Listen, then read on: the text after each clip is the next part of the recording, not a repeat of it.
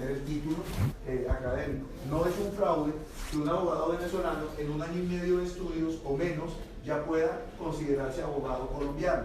¿Por qué? Porque el sistema jurídico venezolano y el sistema jurídico colombiano pertenecen a la misma familia. ¿Qué es una familia entonces? Repito, es un grupo de sistemas jurídicos que operan de manera muy parecida por razones históricas, están, por esa esencia así, emparentados. ¿Listo? Hay familias, obviamente el derecho es un producto cultural, y por eso, dependiendo de las diferentes culturas, hoy se habla de culturas orientales y de culturas occidentales, y entre Occidente y Oriente tenemos la línea media, ¿no? Medio Oriente, países como Irán, Siria, Afganistán, son países de Medio Oriente, porque obviamente a nuestros ojos, nosotros que somos de cultura occidental, si se quiere la cola de Occidente, pero somos occidentales, y con el debido respeto, creo que incluso las personas que no les gustan los valores occidentales, que desde aquí se identifican con los valores orientales, eso es una subcultura occidental, porque no se parece a las culturas orientales. Hasta un afgano, un iraní, no se puede meter en el mismo saco que un chino, que un vietnamita, un japonés. Por eso se habla de Oriente Medio y Extremo Oriente. No nos vamos a desgastar por ahora con las culturas de Oriente Medio, las jurídicas, ni de Extremo Oriente. Nosotros, las culturas occidentales, básicamente estamos compuestos por dos familias, nada más que dos familias.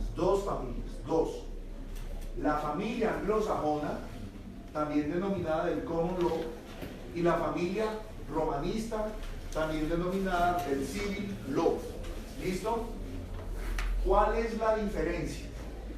Aparentemente, ojo que estoy diciendo aparentemente, la diferencia es la forma de resolver los problemas jurídicos.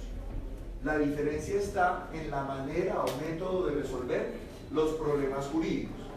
Un jurista del Civil Law o de la tradición romanista, lo primero que va a hacer, supuestamente, es abrir la ley o la norma jurídica, el Código Civil, pero bueno, ya Código Civil no, porque si es un problema laboral es un Código Sustantivo del Trabajo, si es un problema penal el Código Sustantivo Penal, el Código de Procedimiento, pero lo primero, supuestamente, que consulta un jurista de la tradición romanista es la norma jurídica directamente, mientras que en la tradición anglosajona las normas jurídicas son mínimas, y por lo tanto en la tradición anglosajona, ¿qué es lo que va a consultar el jurista?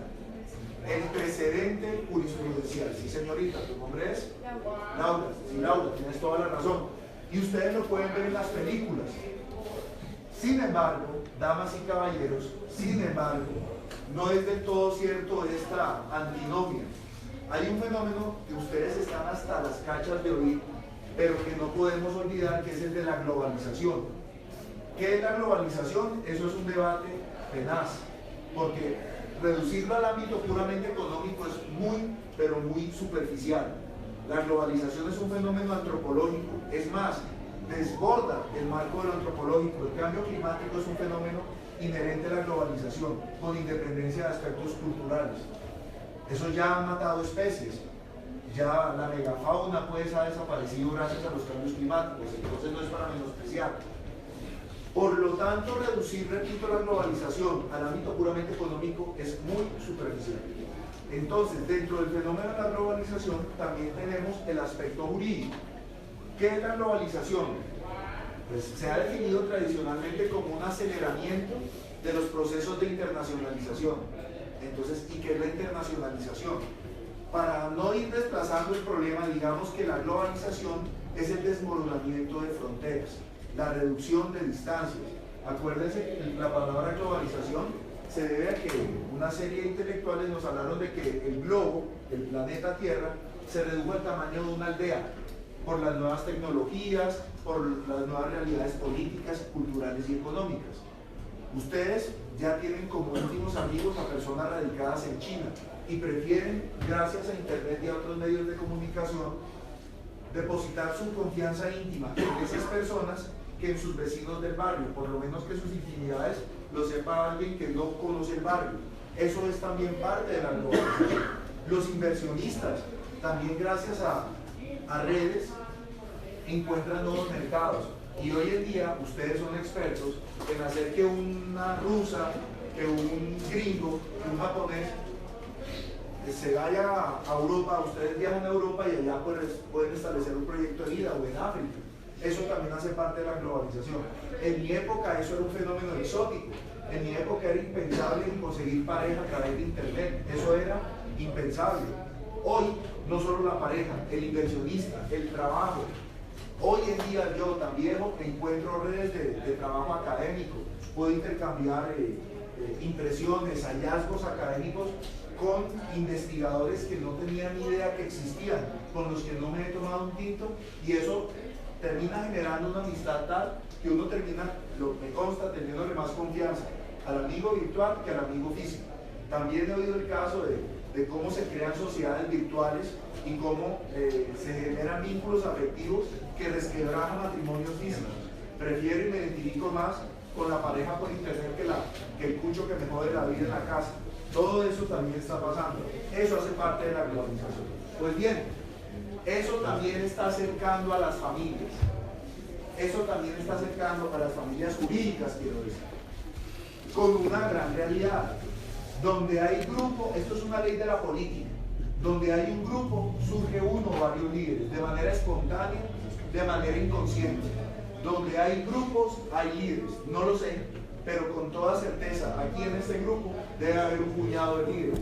Inconscientes, ustedes de pronto les pregunto, no, nadie. Eso es que no son conscientes.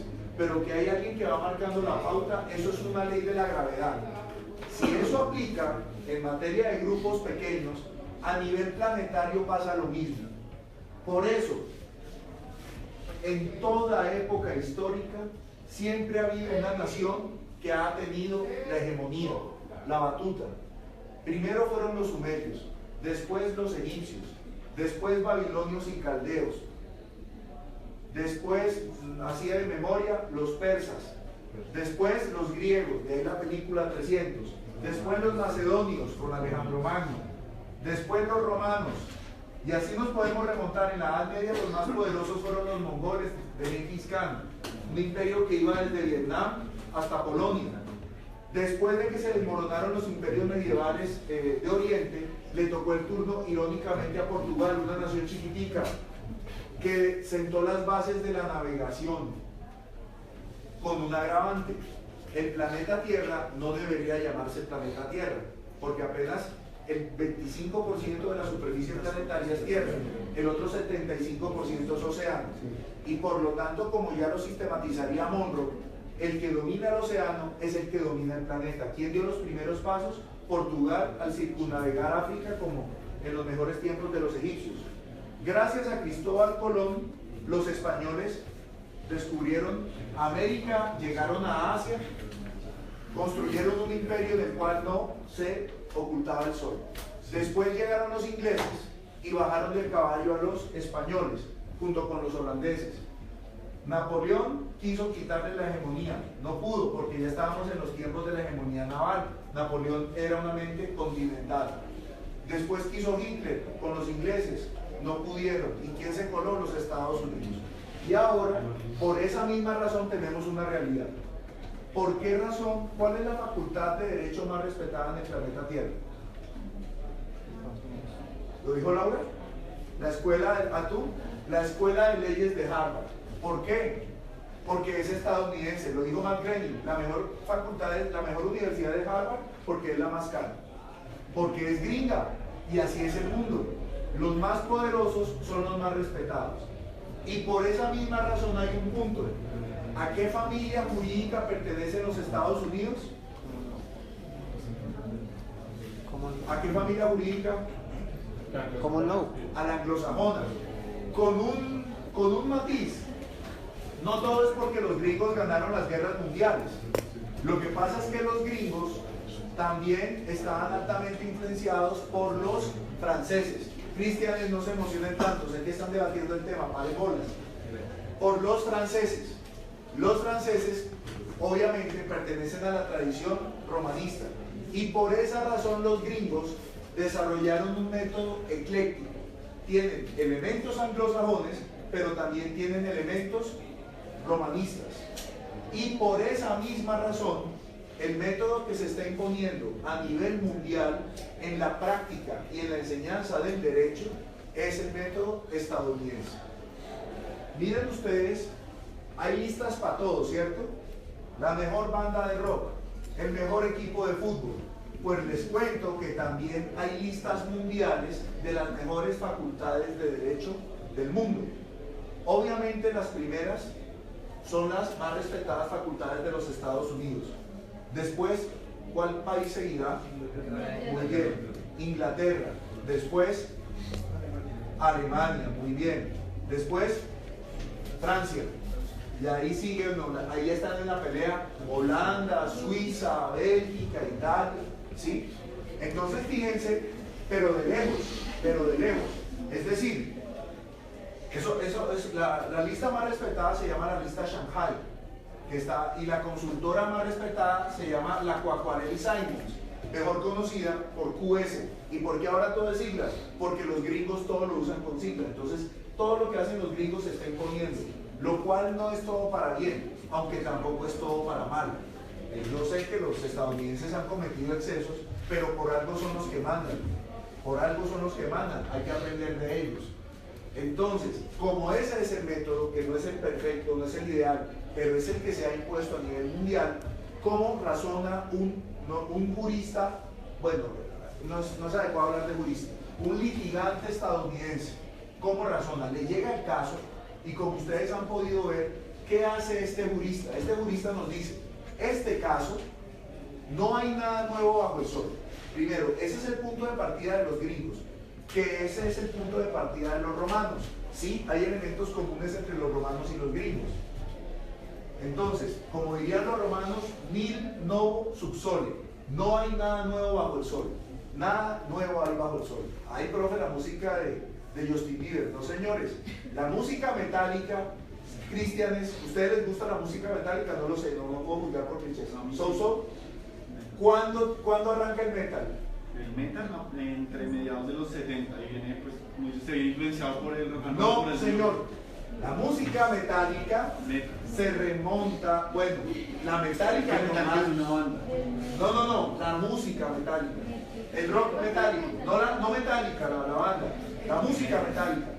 Ustedes saben que metálica se llama por el género. No, pero es que se dice metal, música metálica es miércoles, ahí sin embargo, bueno. El género que se llamaría, creo yo, metálico, metal. ¿Dónde tiene sus orígenes? Es que uno se puede remontar hasta la música clásica, porque tiene influencias desde allá. Se puede remontar y se ha remontado hasta la música siria. ¿Por qué se llama metálica? Porque sus instrumentos recuerdan el sonido del metal. ¿De dónde fueron? Ni siquiera Europa, Medio Oriente. Porque resulta que las bandas de guerra, por ejemplo, una banda de rock que no es metálica como Queen, tiene una canción que se llama We Will Rock You, porque básicamente ellos lo decían. Ustedes saben que Freddie Mercury se creó en conservatorio, ¿verdad? En conservatorio. Pues él lo decía muy bien, los celtas ya usaban sonidos e instrumentos metálicos en sus bandas de guerra para intimidar al enemigo. Mucho antes de los celtas, los asirios ya usaban instrumentos metálicos. No hay nada nuevo bajo el sol. Hay, pero las guitarras eléctricas no son ajenas a las guitarras clásicas. Y las guitarras clásicas se remontan al cuando menos neolítico. La idea de amarrar dos extremos de una cuerda y empezar a hacer sonidos con cuerdas es muy anterior a la conquista del fuego. Los cavernícolas ya tenían guitarras. No hay nada nuevo bajo el sol. Por esa misma razón, ¿cuál es el método que se ha impuesto a nivel mundial? Estoy hablando de China, estoy hablando de Japón, estoy hablando de Irán. Es decir, estoy hablando de un método que se está imponiendo a nivel mundial, no solo en América Latina. No es solamente por el imperialismo norteamericano, es por las bondades. Es más, los que le están quitando el imperio a los Estados Unidos, los chinos y los rusos, están emulando al maestro. Porque es que, fíjense ustedes cómo fue que los griegos le quitaron el poderío a los persas, aprendiendo de los persas. Siempre hay que aprender del adversario. Eso es una virtud, aprender del adversario. Entonces, este método que hasta los rusos y chinos están implementando, están emulando, ¿de qué parte? Así como no hay nada nuevo bajo el sol, ni la más hermosa música nació ayer, ni siquiera en la era clásica. Beethoven era un rockero, por supuesto, la música de Beethoven era estridente, y los puristas de la época de Beethoven lo consideraban con toda razón un completo hereje. Mozart era un completo hereje. Los grandes músicos han sido herejes, y ahorita los reverencian los godos, pero los godos de su época los condenaban. Eso es así. Pues bien, el gringo parte de una realidad que hasta el romano conocía. Como no hay nada nuevo bajo el sol, no hay un caso completamente original y nuevo. No existe un caso completamente original y nuevo. Entonces, ¿qué tenemos que hacer? Busquemos varios casos que se parezcan lo más parecido posible, no en los hechos, sino en el concepto. O sea, poco importa, por ejemplo, esto también, ¿saben de qué lo aprendieron los gringos? De los alemanes, de sus enemigos en las guerras mundiales. Los alemanes tenían una escuela que todavía tiene su herencia, que era la escuela pandectística alemana. La escuela de las pandectas dice exactamente lo mismo. Entonces vamos a ubicarnos en Alemania, por ejemplo, cuando estaban dándose la revolución industrial. La revolución industrial nació en Inglaterra, se expandió por Europa y después por todo el mundo. Por eso hay países industrializados y países en vías de industrialización. Entonces, ¿qué pasaba? Las primeras máquinas a vapor eran tan peligrosas, o mucho más peligrosas, que una olla a vapor. Para los que jamás en su vida han cocinado, partida de millennials, para los que jamás en su vida han cocinado más allá de un horno microondas, sepan que cuando ustedes dejan mal tapada una olla de vapor, esa vaina es una bomba que puede matar a un ser humano. Si eso es una ollita así, imagínense una máquina a vapor así, del tamaño de un nevecón. Entonces las primeras industrias, estamos hablando de que faltaba mucho, pues no se hacían en zonas industriales. ¿Por qué se crearon las zonas industriales? Porque les voy a decir, llegaba el primer industrial, así como Steve Jobs y demás, y montaba en el garaje de su casa su máquina a vapor. Entonces el garaje de la casa que daba salida a la calle, ahí estaba la máquina, y la máquina tenía un mal funcionamiento y expulsaba un tornillo. De ahí viene la expresión: a este man se le sacó un tornillo por las máquinas a vapor. Pero con la fuerza de un rifle de francotirador. Es decir, un tornillo puede recorrer con esa fuerza 1 kilómetro de la fuerza. Va pasando un peatón y le vuela media cara. Entonces, esto es un problema para el derecho. ¿Cómo se tiene que indemnizar? Problema: los redactores del Código Civil o de los códigos civiles no lo hicieron en la era de la industrialización, sino un poquito antes. Y ese fue un problema que tuvieron que asimilar. Por el peso de la industrialización, el juez no podía aplicar exegéticamente la ley, que era lo que imperaba en la tradición romanista, al menos después de la Revolución Francesa. El juez tiene que aplicar exegéticamente la ley. Problema: la ley no conocía la industrialización. Es imposible aplicar exegéticamente la ley cuando el legislador no prevé un fenómeno. Hoy tenemos el comercio electrónico, pero en esa época estaba el problema de la industrialización. Entonces, los franceses que dijeron, oh shit, pues vean, dijeron los franceses. Los alemanes que dijeron, no hay nada nuevo bajo el sol, no hay nada nuevo bajo el sol, debe haber algún concepto parecido. Entonces, claro, los alemanes, lo que pasa es que a los 5 años ya manejaban griego y latín. Entonces, un estudiante de derecho que quería pasar primer año de derecho, le decían a los profesores: tome chino, le hace el digesto. Si no se sabe de memoria el digesto, no pasa y queda expulsado de la facultad. Aquí, mientras que aquí en Colombia hacemos fiestas 3 días seguidos, en países como Alemania o Japón, las bibliotecas tienen dormitorios, porque allá los estudiantes se encierran 3 días a estudiar. Se pegan focos, así como ustedes, grandes degenerados. Llevan 2 días parrandeando y están mamados, entonces se pegan un foquito y después la siguen. El japonés o el alemán, 2 días estudiando sin dormir, va y se pega un foquito de máximo media hora y vuelve y la sigue. Entonces entenderán ustedes el rigor académico que esos hijuemadres adquieren. Un tipo que a los 17 años ya manejaba el digesto, por supuesto que es un tipo que a los 21 años ya manejaba hasta la jurisprudencia del imperio austrohúngaro, manejaba todo. Entonces él decían estos alemanes: no hay un caso nuevo bajo el sol. Pero ¿cómo me va a decir usted que un caso de una máquina que es nueva, como la máquina a vapor, eso ya tiene precedentes? ¿Y qué le respondía un alemán, un japonés que había estudiado historia? En Alejandría, en el siglo I después de Cristo, ya existían las máquinas a vapor y ya se conocía la electricidad. Lo que pasa es que como había esclavos, no se masificó. Pero las máquinas a vapor no fueron inventadas por James Watt, por eso se habla de los vatios. James Watt lo que hizo fue reinventar, siguiendo la escuela de Alejandría, conscientemente. Como Cristóbal Colón no descubrió que la Tierra era redonda, en la escuela de Alejandría ya se sabía que la Tierra era redonda, por la geometría y la proyección de la sombra de los obeliscos, que proyectan una sombra curva. Entonces, ¿qué hicieron los geómetras de Alejandría, los alejandrinos? Terminar con un error apenas de 600 kilómetros de calcular el diámetro de la Tierra. No es, como dicen en el canal Histeria, que hayan medido los extraterrestres, es que ya se conocía la geometría. Pitágoras ya había existido. Como ya se sabía casi todo, cristianes, como ya se sabía casi todo, entonces, ¿qué dijeron estos alemanes? Como ya se sabía casi todo, Laura, no le haga bullying a los cristianos, como ya se sabía casi todo, yo lo veo todo, Laura, todo, yo veo hasta sus pensamientos, no piense eso.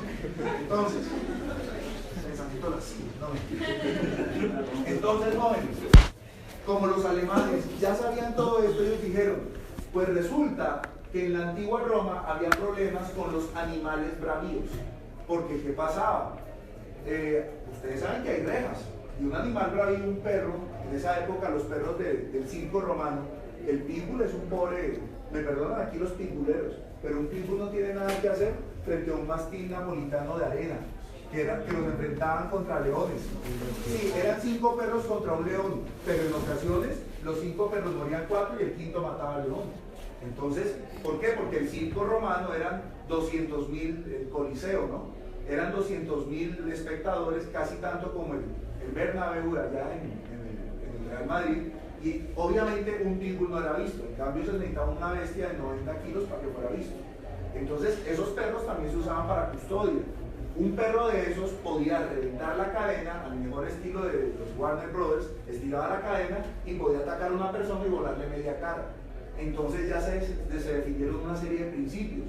Por ejemplo, el principio de autorresponsabilidad. Usted puso algún aviso, usted, dueño, permite que su perro pueda asomar una cabeza por la calle, la culpa es suya como dueño. Entonces usted responde. Con ese principio más la analogía, ¿qué decían los alemanes del siglo XIX, de la segunda mitad del siglo XIX?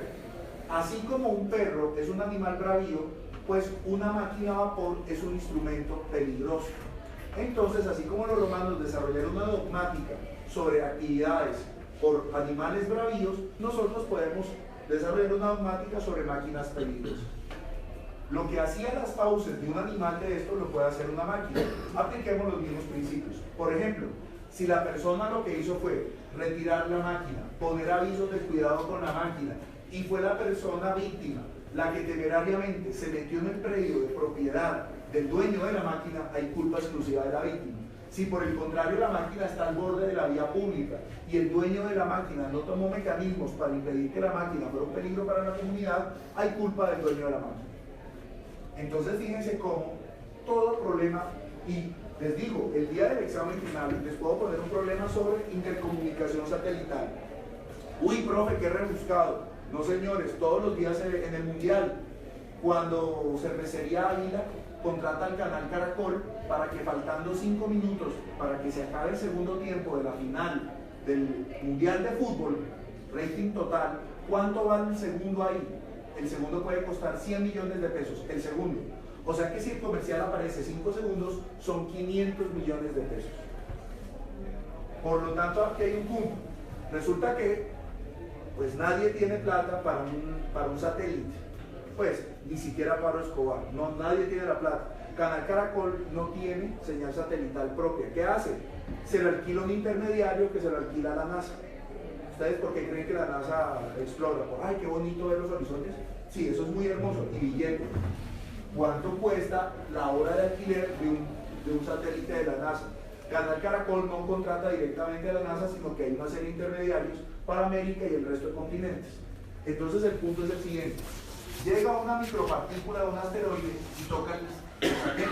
y hay una interferencia en la señal, y justo en el momento, en los 5 segundos en que está apareciendo la India semi en pelota, ¡pum!, se distorsiona la señal, se distorsiona 3 segundos. Entonces ahí, ¿ustedes creen que Cervecería Águila va a quedar contenta? ¿Qué va a decir entonces Canal Caracol? Mire, habíamos contratado 5 segundos, 500 millones, aparecieron 2 segundos, denme 200 millones. ¿Y qué le va a decir Cervecería Águila? Lo que pasa es que hay una serie de estudios de la psicología, de la psiquiatría y del merchandising que enseñan que si la señal no cala 5 segundos, eso es lo mismo que nada, no le pago un centavo. ¿Qué pasa? Se forma el tierrero. Se forma el tierrero y ustedes son los árbitros. Como el tierrero es por 500 millones más incumplimiento más cláusula penal, perfectamente es un litigio de 1.500 millones de pesos. Y ustedes, por ser árbitros, tienen derecho a recibir cada uno 150 millones de pesos. Entonces, muy huevones ustedes, si dicen, no, yo no sé eso, me quedo grande. ¿Qué hay que hacer? Lo mismo que hacían los alemanes y sus discípulos, los estadounidenses. No hay caso absolutamente nuevo bajo el sol. Y para no alargar la historia, eso es lo que se llama una servidumbre. ¿Sí? Como cuando una servidumbre de agua. ¿Se acuerdan cuando los etruscos construían acueductos porque lo aprendieron de los egipcios y le tenían que decir al propietario, hermano, no deje pasar este acueducto?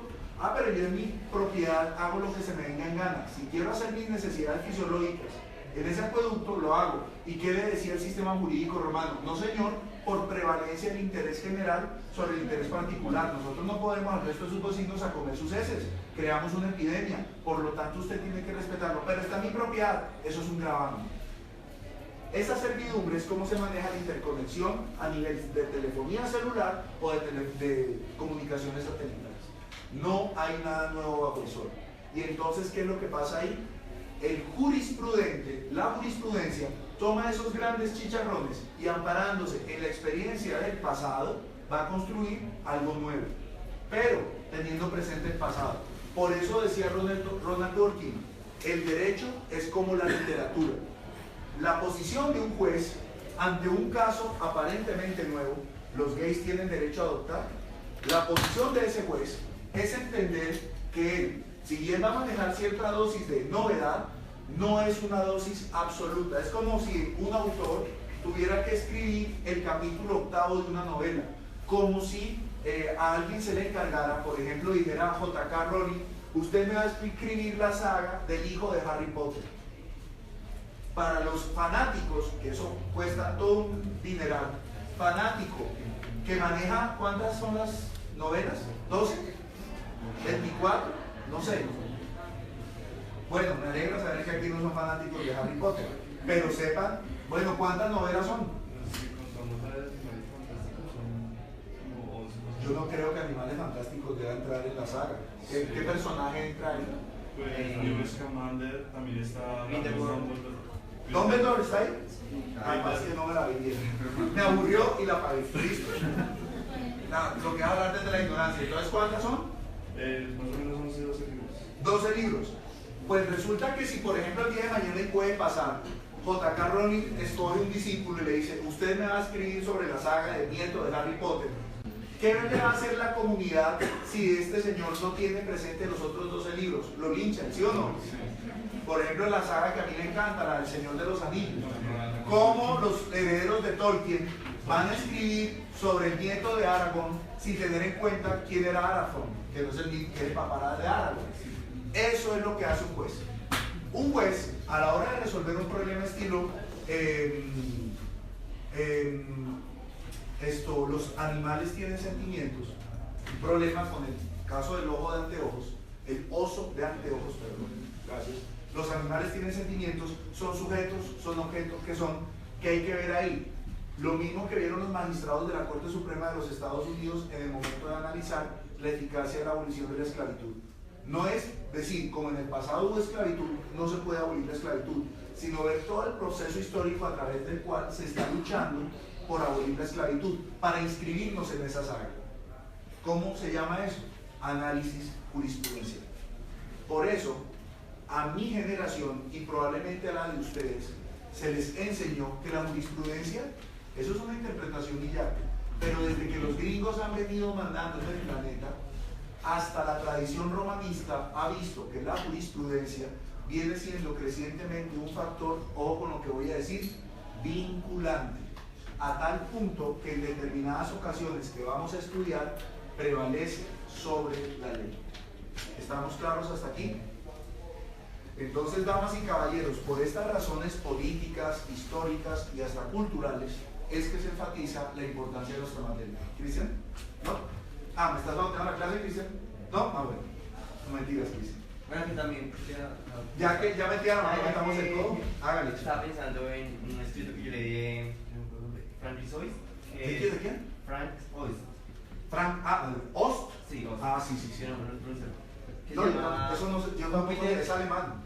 Júpiter, Hércules y me acuerdo que habla de el sistema mixto estadounidense y el principio de discrecionalidad que será los jueces y que compara a los dioses con los tres tipos de jueces que le Lo que encuentran. pasa es que Ost está refiriéndose también al paradigma, perdón que lo interrumpa Cristian, de Ronald Dworkin, del juez Hércules. Por eso es que a través de ese paradigma Ost habla de esos dioses. Sí, señor. Vamos a entender primero por qué razón nació la jurisprudencia y qué papel, como los gringos son herederos del sistema anglosajón, para poder entender el último, animales, no sé qué carajadas, pues tenemos que entender el nacimiento de Harry Potter, ¿cierto? Entonces, ¿cuál es el paradigma jurídico que hoy gobierna Cristian? El gringo, que no es del todo malo, porque fue gracias a la jurisprudencia norteamericana cómo se implementó la abolición de la esclavitud, se implementó, no se creó, se implementó, o la igualdad racial, por ejemplo, o los derechos de las minorías homosexuales, los heterosexuales somos mayoría, política. Entonces ha sido a través de la jurisprudencia norteamericana donde han habido momentos vergonzantes, que los vamos a ver, pero también ha habido momentos interesantes. Entonces, por eso es que el modelo norteamericano se ha venido imponiendo. Además que les voy a decir algo, una vez para que lo tengamos presente. La Constitución de 1991 no fue un invento chipchombiano. La Constitución del 91 se inserta en una oleada de nuevas constituciones que se dio a finales del siglo XX en América Latina.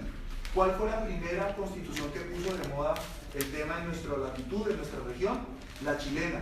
¿Por qué? Porque Pinochet ya estaba robando oxígeno, no tenía fuerzas y resignó el poder. Chile hizo tránsito a la democracia y creó una constitución nueva que inspiró el resto de constituciones desde Centroamérica hasta Sudamérica, Nicaragua, Salvador en el 92. Toda esa oleada de nuevas constituciones, incluyendo la colombiana, se remonta a la chilena de los años 80. Ahí fue cuando entramos en una óptica bastante distinta. ¿Y Chile se inventó el constitucionalismo? No. Chile, cuando estaba en ese proceso, dijo, ¿y ahora qué hacemos? Y dijo alguien muy inteligente, mire, hace 2 años se murió el dictador de España, el generalísimo Francisco Franco, parcero de Hitler. Cuando ese man se murió, España pudo hacer tránsito a la democracia y para plasmarlo eso de manera sólida, promulgó una nueva constitución en el año 78. Entonces, ¿por qué no aprendemos de los españoles? Entonces, miren que para entender la constitución del 91, tenemos que hacer un salto del charco e irnos a España. Ubiquémonos en España. ¿Por qué España promulgó una nueva constitución? Misma historia. En Portugal, en el año 76, se murió el dictador de ese momento, no me acuerdo su nombre. Y por esa razón los españoles implementaron la constitución portuguesa del 76. ¿Y los portugueses? ¿De quién aprendieron? De los franceses en la constitución de la Quinta República Francesa del año 58. ¿Y los franceses a quiénes emularon? A los alemanes con la ley fundamental de Bonn del 49. Y ahí podemos meter la Carta de la ONU del 48, la Constitución italiana del 47, la Constitución de la Cuarta República Francesa del 46 o la Constitución austríaca del 45, que va en contravía de lo que decía más o menos Hans Kelsen, quien pasó sus últimos años en los Estados Unidos, refugiado del régimen hitleriano. Todo ese proceso demuestra que cuando nos ponemos a estudiar los orígenes de nuestro constitucionalismo, tenemos que irnos al constitucionalismo europeo de posguerra. Y cuando estudiamos los orígenes del constitucionalismo europeo de posguerra, tenemos que tener presente el constitucionalismo estadounidense. Por eso es que Harvard es la facultad de leyes más respetada en el mundo planetario, hasta por los japoneses o los chinos. Porque esos manes le hicieron unos aportes trascendentales al razonamiento jurídico. Y gracias a esos señores Hay ocasiones en que jurisprudencia mata ley. A ustedes les van a pagar para ganar pleitos. ¿Y cómo miden a los litigantes o a los servidores públicos? No, profe, yo no quiero ser litigante, yo quiero ser juez. Pues a los jueces también los miden. ¿Por qué? Por el número de sentencias que les revocan en la segunda instancia. A nosotros, damas y caballeros, nos miden como a los boxeadores. Como a los boxeadores. O a los peleadores de artes marciales mixtas. Cuando muestran subiendo el ring, historial, tantas peleas libradas, tantas ganadas, tantos empates, tantas derrotas. Y dependiendo de ese pasado, usted se cotiza en el mercado. Entonces aquí hay un punto. ¿Por qué vale la pena estudiar esta materia? Porque si es verdad que hoy jurisprudencia mata ley y la mayoría de los abogados afuera se basan razonando en leyes, ¿ustedes qué hacen? Cuando se ataquen con leyes, ustedes contraatacan con jurisprudencia y se los comen vivos. Entonces, la razón de ser de esta materia es para que aprendan a ser ganadores, para que puedan cobrar más y más honorarios. Porque hay unos abogados que cobran más que otros. Entre otras razones, no digo que la única, es porque hay unos abogados que pierden menos casos que otros. Así de sencillo. ¿Está claro? Entonces, damas y caballeros, ¿qué vamos a hacer? ¿Cuáles van a ser nuestros textos guías? Primero, vamos a buscar el tema de la jurisprudencia, el valor de la jurisprudencia. Pero también vamos a ver cómo fue en Estados Unidos. Y ya les voy a dar una pista en Estados Unidos.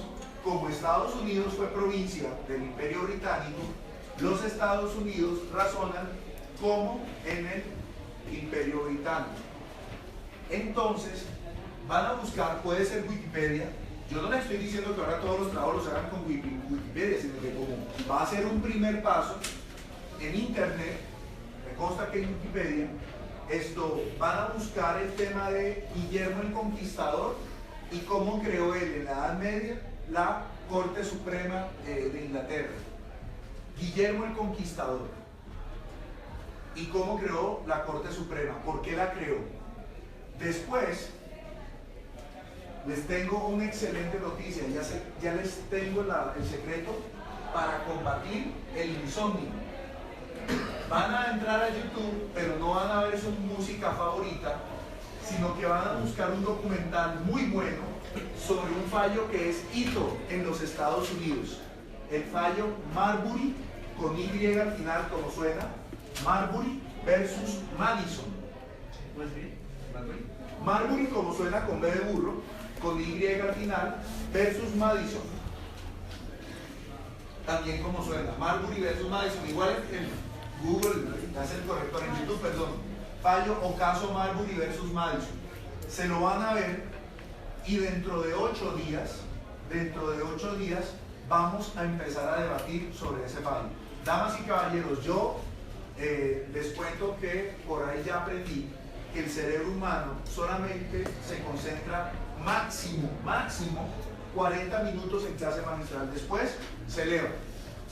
Es físicamente imposible estar ahí 5 años pegados.